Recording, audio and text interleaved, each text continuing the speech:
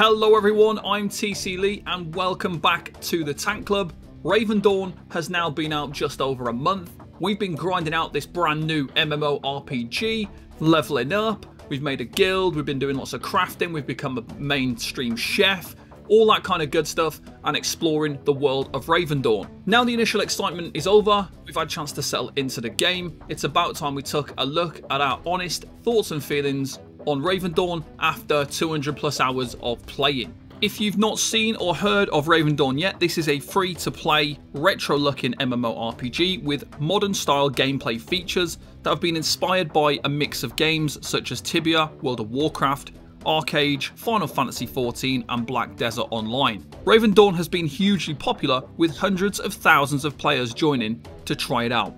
Initially I was very hyped and excited to play Ravendawn. This is largely because my first ever MMORPG was Tibia, and Ravendawn resembled it a lot in appearance, so that nostalgic pull had me from the start. The similarities between the two games pretty much ends there, with Ravendawn having a much more modern MMO feel to it in many ways, and it's like a vastly updated and enjoyable alternative to Tibia, so if you are somebody who liked Tibia, there's a good chance you're going to like this as well. I've easily played well over 200 hours at this point, experiencing a vast amount of the game, reaching legacy level 50 plus.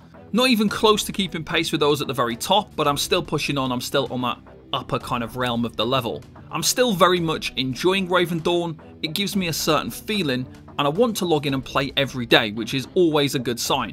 While there are many things I like, the game isn't perfect, but the developers have shown that they are listening and putting in the effort to update the game often, fix problems, and add content, all while delivering a game that has virtually no pay to win. One of the first big things that stands out with Ravendawn is the classic MMO grind. For a 2024 MMORPG, it's not a normal thing to see. Most MMO games in the past few years might release at the start with a bit of a grind, but nothing that really comes anywhere close to matching the grind that you'll experience in Ravendawn. A lot of other games do eventually strip back that grind to make the game more enjoyable and accessible for new players later on, with features to speed up that process. There's a good chance that we might see something similar happen in the future with Ravendawn, because everything in the game is a huge grind, and it will become off-putting for new players in the future, especially if it gives them the feeling of not having a chance to match the higher level players. When a brand new MMO releases, you have to expect a bit of a grind, because the developers are in this kind of chase with the players where players are chasing the end game, players are chasing through to the highest level, and the developers have to keep releasing new content to give people something to do once they reach that point. So you have to have a grind at the start of an MMO, or else people are going to have nothing to do too quickly and then they're going to get bored and leave. But at the same time, there has to be that balance. The game really is all about the journey rather than trying to push to that end game, that last level, because there is not really a whole lot of point at the minute of really pushing as quickly as you can. Enjoy the experience and get through it at a normal pace. I personally quite like a bit of a grind to a certain degree. It does give a sense of achievement and purpose, but that's probably just down to my age and back to those nostalgic feelings again from staying up all night grinding out those classic MMOs. Ravendawn has kept me up all night trying to play through the game, seeking out trying to get that higher level, trying to utilize times where maybe hunting spots aren't being used, so it has kept me up even though it doesn't really suit my current lifestyle. The large downside to a grind is it really just doesn't fit into the lifestyle of many people now.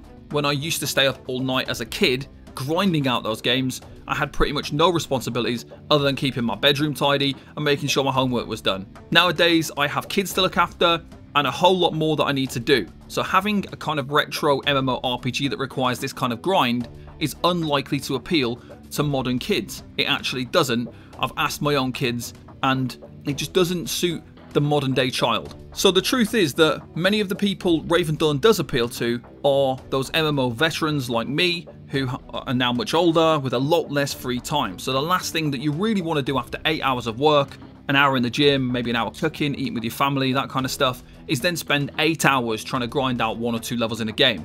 And if you've only got time to play 1 hour a night, there's absolutely no chance that you'll be getting anywhere anytime soon. So the grind isn't just with leveling, it's also professions, crafting and gathering, fishing, upgrading your house and gear, gathering silver, doing your Rangers Company missions, getting Raven cards, and looting certain items. There's absolutely no end to the grind.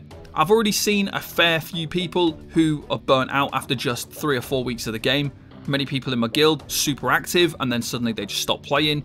This is possibly because they have played way too much, obviously the excitement of this brand new game, but also because there is a certain feeling you have to play a lot to keep up the pace, or you're going to be left behind. And this makes things a lot more difficult, and especially at the start of a brand new game, you've got to stay ahead in your crafting so that you can make the most money from all of the crafting stuff. If you're really behind on that, you miss the opportunity. There's certain items that are going to be very valuable, later they won't be, so there is that feeling that you have to keep on top of it. Another thing with Ravendawn is the group content. So if you want to group up, is there really a point at the moment? MMORPGs, for me personally, are all about the community, other players grouping up and hashing out content together. If you give me all of that with a good guild dynamic, you've got me locked in for a very long time. Unfortunately, in Ravendawn, there isn't exactly a whole lot of point of grouping up for a number of reasons.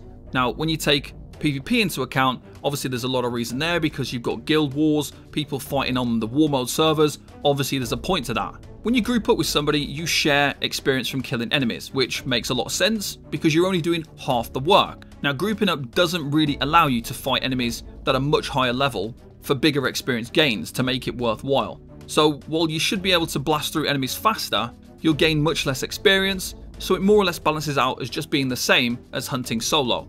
As you get higher level, it does become a little bit easier, so obviously people in my guild will ask for help in killing certain enemy types because they do hit really hard, so then having 2 people makes it easier, but it does make those ranger company tasks more doable, but a lot slower. So at the minute, I don't know if there's a right balance there. It doesn't feel rewarding to play in a group. Another dynamic that makes grouping problematic is aggro, or more the lack of it. Somebody might be sprinting past you on their mount while you're fighting a stack of enemies, and the enemies will just run off and be aggro to the person for absolutely no reason. You might be hunting enemies 10 levels higher than you, and one of you decides to be the tank, which isn't particularly useful, even if you're utilizing both of the taunt options that are available. This is because taunts don't appear to work properly, enemies will turn away before the full taunt duration expires, but also there's no guaranteed way to keep 100% aggro or taunt uptime. I touched on this a bit with Ravendawn's creative director in my Ravendawn developers Q&A. The response I was given was that there is a unique aggro system more than most games. There is no aggro meter like most MMORPGs that lead to pausing damage or healing throughput. Instead, creatures have a varying chance to aggro off a different target based on combat situations. This is something that needs fixing, and they have said that this is going to be something that is fixed, which is very, very good.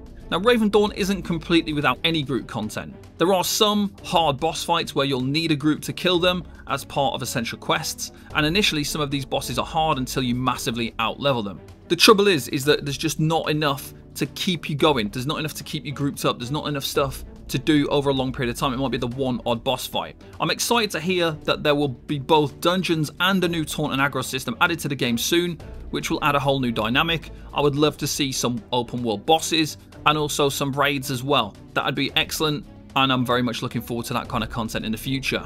So some of the other minor issues that I've noticed with Ravendawn, a few of the other things that have caused particular pain points for me include the RNG loot system, out-leveling areas, NPCs buying essential items, and open world housing and quests.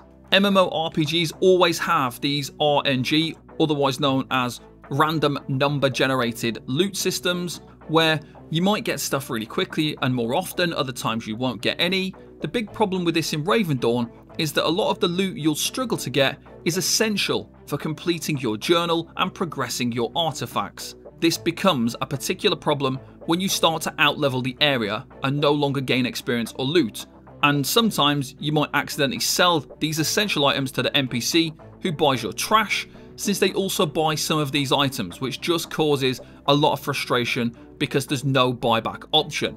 I've killed a ridiculous amount of pirates trying to get the Corsair's Ambrosia, which I need for my Harbour Island artifact. I'm at a point where I've leveled all of my archetypes to level 35 plus on pirates now, trying to get it, and I'm almost at the point where I'll soon no longer be able to get experience or loot from pirates, meaning I'll be forced to spend 200,000 silver buying it instead if I want to complete the artifact. Now, not only is this a problem for this particular artifact, but it's now causing me problems in other areas for other artifacts, as I need items to complete artifacts in Haderach Desert, so I need to get troll totems and I need to get minotaur horns. It's also caused me problems in Zephyr Vale because I need to get items from there as well, from Huckmasters, and things like that. So soon I'll be out-leveled in those areas too. So I won't be able to complete any of the journal or any of my artifacts whatsoever.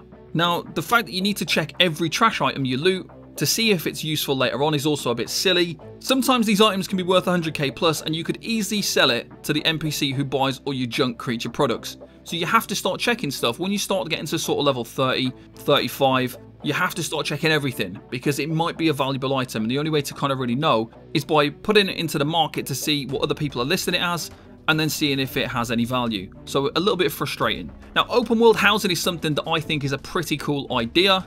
With the developers not expecting the game to be as popular as it is, they didn't create enough houses, and under 1% of the player base owns an open world house. Now, this is just my preference, but I don't really like housing in Ravendawn. It just feels like more of an eyesore and a hindrance than anything else. The decorating of houses is very limited, there's limited options, there's limited customization.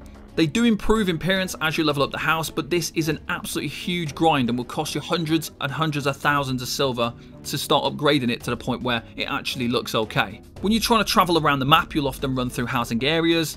It doesn't look great. You can get stuck in like a homeowner's crop patch.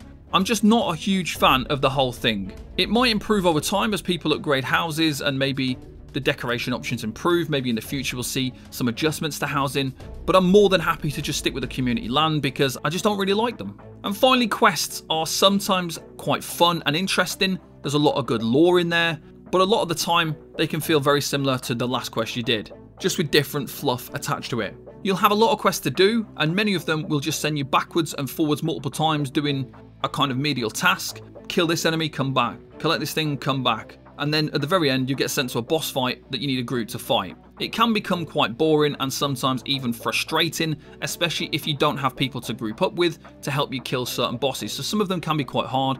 Some of them you can do with a group of people that might have already killed it before. Others will have doors where only people that have never killed that boss before can go through, so that makes it that extra bit harder. There are some quests that are quite good, and the detailed lore is interesting, so I do advise you to kind of listen through it because that will make it more interesting. But a lot more can be done to improve the engagement of questing overall and make it a bit more exciting, a bit more engaging. The only major reason for doing quests is because some of the rewards, especially later on, are very, very valuable when you start getting jewelry and trinkets and things like that. Now, it's not all doom and gloom. If you don't have time to play Ravendawn, all you've got to do is craft. Now, professions in Ravendawn are a particular strong point of the game. I'm a big fan of being self-sufficient and being able to make my own things to improve my character, but Ravendawn takes this to a whole new level.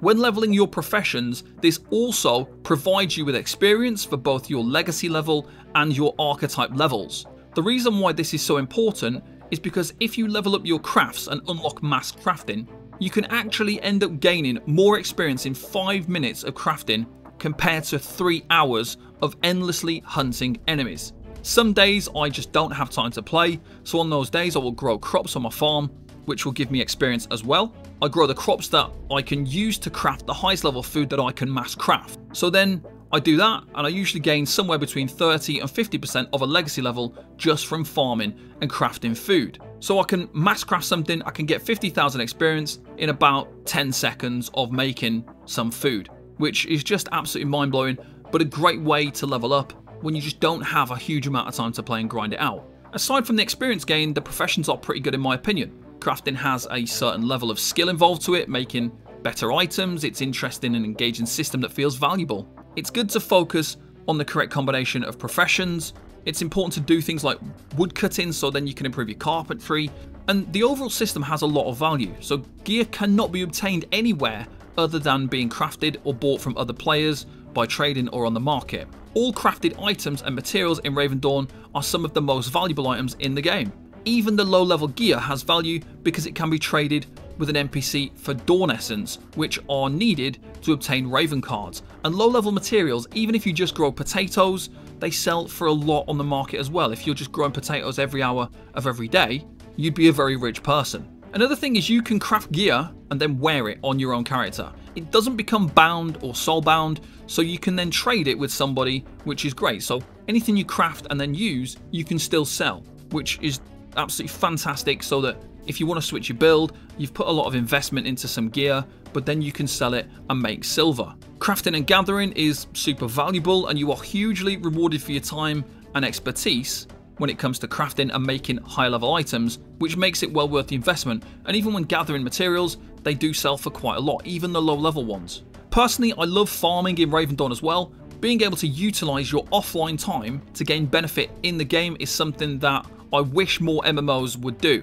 When I'm sleeping, I plant longer duration items. In the daytime, when I can log in every hour for 2 minutes, I grow potatoes. If I want to level up my woodcut, then I plant some trees. If I need hide or other weaving materials, I place animals down. Making use of the offline time and having passive ways to gain materials is a brilliant addition to the game. I love it so much that I have multiple alt characters that I use just to grow things like potatoes and carrots, which I can then sell.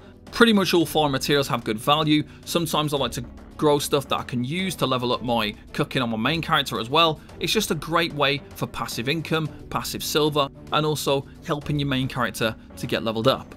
Another really good thing about Ravendawn is the exploration and the mystery. One element that has been lost over the past 10 years in MMORPGs is the real exploration and mystery that's involved with them. A lot of this is down to the way the internet has developed and changed. People can make videos that thousands of other players can easily access. This has created a loss to that aspect of the game where people are looking for those mysteries and those secrets. Content creators are very quick to want to upload stuff to get those views, and it's understandable because when you discover something that no one else has figured out, you're going to get views. So that means for a content creator the financial benefits, which generally would outweigh keeping that something secret inside the game. Now Ravendawn in its early stages has once again captured that nostalgia for me of discovery and mystery. Each area and cave has a hidden treasure, whether that might be a corpse or a chest or something else, to make it worthwhile delving deeper into every cave and every area that you visit to make sure you find that hidden treasure. Within that treasure you'll find Raven crests, which are interestingly essential items that you need to upgrade your house. And upgrading your house is very, very important so that you can get more rooms and more buffs and more benefits for your character. You'd also get other stuff such as silver and other items which can be really useful or valuable. Sometimes you might get a big chunk of silver, other times you might get some really high level or useful items and food. Not only do you have that, but there's a lot of secret quests and tasks built into the game. You've obviously got like the artifacts and the journal. If we take an example, you'll find hidden treasure when you press this note on a palm tree in the desert, and it comes with a note that unlocks a secret quest. So when you press on the item, it tells you it's a quest item, but it doesn't give you a quest in your quest log. This doesn't go into your quest log, so you have to figure out everything by yourself. And there's quite a lot of other things like this in the game where you might get a key or a piece of paper or some kind of thing that will direct you to some kind of quest that's not listed in your journal. And you've just got to figure out different stuff, and there's different events as well, like the Tower of the Ever-Living, where you have puzzles to figure out and then a hard boss to try and kill. If you actually spend the time, you'll find a lot of other content like this, which just creates a very engaging, exciting dynamic to the game. When we look at another important aspect is the developers of the game and the pay-to-win structure. Now, an important thing to look at with all MMORPGs is the developers and the way they want to monetize their game. In my 20 years playing MMORPGs, I don't think I've ever really experienced developers that provide such open and clear communication with the community. I think one of the only ones I might have seen is maybe the old school RuneScape developers. In the first 5 or 6 weeks the game has been out, they've been very honest about problems and fixed them. They've been very open and communicated on a lot of different topics, with the creative director going head on into the firing line to live stream and answer questions for hours while the game is down for updates. They seem very passionate about the game and making it the best it can be, and not just chasing a big payday. This is a strong part towards why I like Ravendawn. I'm truly on board with a team in control of the game, and they have my trust. So I know that problems are going to be fixed, issues are going to be dealt with, updates and improvements will happen, and they're very accessible to talk to if you get in contact with them. We've seen people botting, real money trading, bug abuse, and a lot more other things, but it's all been dealt with very fast and effectively, which is great to see. So people were abusing a situation very recently with trade packs where they'd been duplicated and they were then selling them, and then they were making lots of silver and then buying stuff on the market with the silver, but they managed to track all that back and take everything out to make the game fair. And we've seen these kind of problems with duplicating items and people getting lots and lots of silver, and other games have not dealt with this very well. It's taken weeks, if not months, but then like by that point, all of this duplicated stuff is in the game and unable to be tracked, so players are just left with a ton of money and they have a huge advantage. That is not the case in Ravendawn. In the first few weeks we saw a lot of downtime as they fixed issues and stabilised the servers and performance. In the weeks following we haven't seen as much downtime, and we've seen regular big updates weekly, which was unexpected. I thought we'd see maybe pretty frequent updates but not on a weekly basis, and especially so soon after launch. But they are absolutely capitalising on the game's popularity with new content, balancing, improving quality of life while the game is still really hot. All of this is combined with a very tame amount of real money purchases. You have to expect monetization in a completely free MMORPG, otherwise how do they pay employees, how do they keep the game going? Ravendawn has an optional subscription which you could quite honestly play without after the first few weeks of playing. You can also use coins to buy cosmetics for your mount, ship and wagon, but not for your character. All character cosmetics are completely earnable in-game at the moment. Other things include fully upgrading your bank and inventory, costs a few coins eventually, so to start with it's silver, then it costs coins, and you need to pay coins to reset your crafting passives and reputation, although this can be done for free the first time, but I think based on the feedback that's been given, this might change. And this is a good part about it because they do listen to the community, they listen to the feedback, they take their own thoughts into account, and they try and work on a compromise that fits the best for both the game and the players. There's also the merchant, banker and rangers company NPCs that you can spawn at your location, which offer a very minimal advantage of time and convenience, more than any real pay to win benefit. A common misunderstanding is that Raven cards, which are on the store, but they cannot be bought for real money. Instead you buy them with Dawn Essence, which is completely only earned in-game. Some of the other big positives with Ravendawn are things like the freedom and uniqueness to create and build your own classes, the combat and gameplay, community housing, the player-driven market, and the fact that there's just a lot of stuff to do in the game. There's so much freedom to customize builds in Ravendawn by combining any weapon along with any archetype you like. Even with the archery archetype, you could use a sword and shield if you wanted to and it would still work. There's a base of 6 archetypes to play as, but you're able to combine these to create your perfect playstyle. And depending on the options you select, you'll become one of 56 available classes. With these classes, you can choose your preferred stats, weapon, gear, weight, but you also choose your skills, passives, and Raven cards to attach to those skills. So even 2 players playing the exact same class could be playing completely different builds, which is a really fun and exciting part of the game, as you'll never know what awesome builds you might stumble across when you combine all of the aspects that you want to. The combat and gameplay is a real plus from my perspective. On the surface, there is a simplistic approach to combat with the point and click tab targeting, but the detail really comes down to your skills, passives, and the way you're managing cooldowns and resources. I do prefer a kind of less amount of skills and a simpler combat system rather than overly detailed, super long cooldowns, lots and lots of skills. I do kind of prefer this a little bit more personally. Melee is typically a little bit weaker than range from my experience, but there is a nice variety to skills, animations, and effects. Combat can be quite challenging at times, especially against some boss enemies, but if you focus on leveling up your other archetypes, you gain more skill points and attributes, which then increase the power of your main build. And as you attach those extra points and obtain more skills, passives and stats, you'll become stronger. When you start adding in runes, when you start really advancing your gear, you do gain a lot more power. Well, I like the idea of open world housing, I'm just not really a big fan of it currently. I do love the community housing, being able to build a house, upgrade it for extra bonuses, alongside having a free teleport back to Ravencrest, which is the main hub of pretty much everything, is great.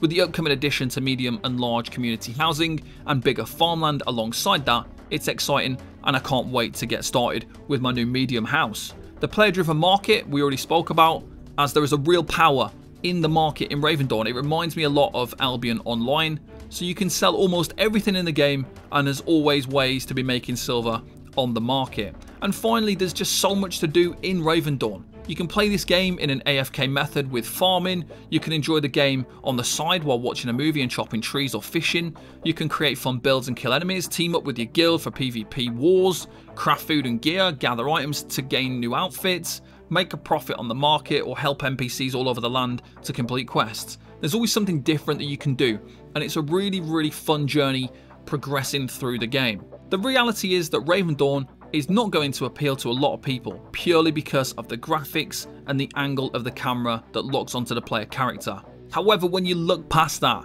you find a game that has a lot of fun, enjoyment and potential, which is backed by developers who are trying to create the best possible MMORPG they can, while feeding us that nostalgic feeling combined with the systems and inspirations of popular modern MMOs. The grind is a big one and one of the hardest parts of the game to overcome, especially if you want to progress to the end game, and it's easy to get burnt out. If you vary up the things you do in the game, have fun, find a nice chatty guild, simply enjoy the game, but add in a bit of crafting and farming, just do some of that stuff to gain some like passive levels and stuff, it's not as bad. Something will need to change eventually in the future because new players will easily become intimidated by the game when they see high level players, that they start to realise how long the grind is going to take them to compete with those players, but in its very early stages a grind is expected. If nothing else, this game is worth a try for a few days. It's completely free to play, the sub benefits are not even that drastic and essential, so you can have a real good look to see if the game is for you with no cost. There's no microtransactions or pay to win, and regular updates every Friday. And many things to look forward to, with the roadmap already published showing lots more, with guild and war features, new professions, leaderboards, arenas, and a fix to taunts alongside PvE dungeon systems, and we do know that there might be some new archetypes in the future. While a good chunk of the quest can be tiresome, the reward at the end is usually worth it, and there's plenty to explore and discover in the world of Ravendawn. If you'd like to try out Ravendawn with some of the premium benefits, you can get 3 days of the free subscription by using my code TC_Lee13 or follow the link in the description below. Thank you very much to all of our patrons and supporters. Your support is very much appreciated. Thank you very much for watching, and I'll see you next time. Bye bye for now.